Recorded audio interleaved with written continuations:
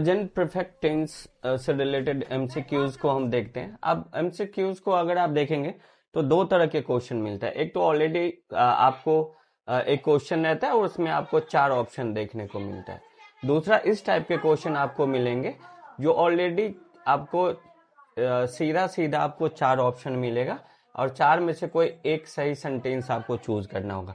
तो आप देखेंगे एमसीक्यू से रिलेटेड जो क्वेश्चन है प्रेजेंट परफेक्ट टेंस के, वो दो तरीके से मिलते हैं। एक तो क्वेश्चन रहता है और उसमें 4 ऑप्शन रहता है, 4 में से किसी एक को चुनना है। और दूसरा ऑलरेडी 4 क्वेश्चन रहता है जिसमें से चूज करना है कि चारों में से कौन सा जो सेंटेंस है वो प्रेजेंट परफेक्ट से रिलेटेड है। तो इस तरह से हम एमसीक्यूज का जो क्वेश्चन है वो आपको दे रहे हैं। आप पहले इसे बनाइए, तब 1 बाय 1 करके मैं आपको इसका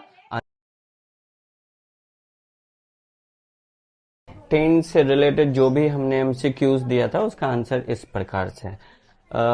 जो क्वेश्चन था उसका पहला का है बी, दूसरा का है ए, तीसरा का सी, चौथा डी, 5 ए, छठा डी, 7वां बी, 8वां ए, 9वां बी और 10वां सी।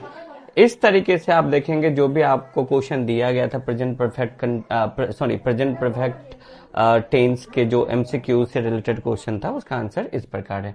हमेशा उसमें हमें दो चीजों को ध्यान रखना पड़ा होगा कि हमें सबसे पहले तो स्ट्रक्चर को आपको याद रखना होगा और इसके स्ट्रक्चर्स में सब्जेक्ट प्लस हैव या हैज में से कोई एक और वर्ब का तीसरा रूप और उसके बाद अदर वर्ड, और दूसरा हमें की वर्ड्स याद रखना है। अगर ये दो चीजें अगर आप याद रख लेते हो, स्ट्रक्चर और कीवर्ड, तो किसी भी एमसीक्यूज को आप बहुत ही आसानी से बना सकते हो जो प्रेजेंट परफेक्ट टेंस से रिलेटेड आपको एमसीक्यूज का क्वेश्चन मिलेगा। तो अब निश्चित रूप से दो चीजों को याद रखें, स्ट्रक्चर, और स्ट्रक्चर में आपको सब्जेक्ट सभी में मिल जाता है।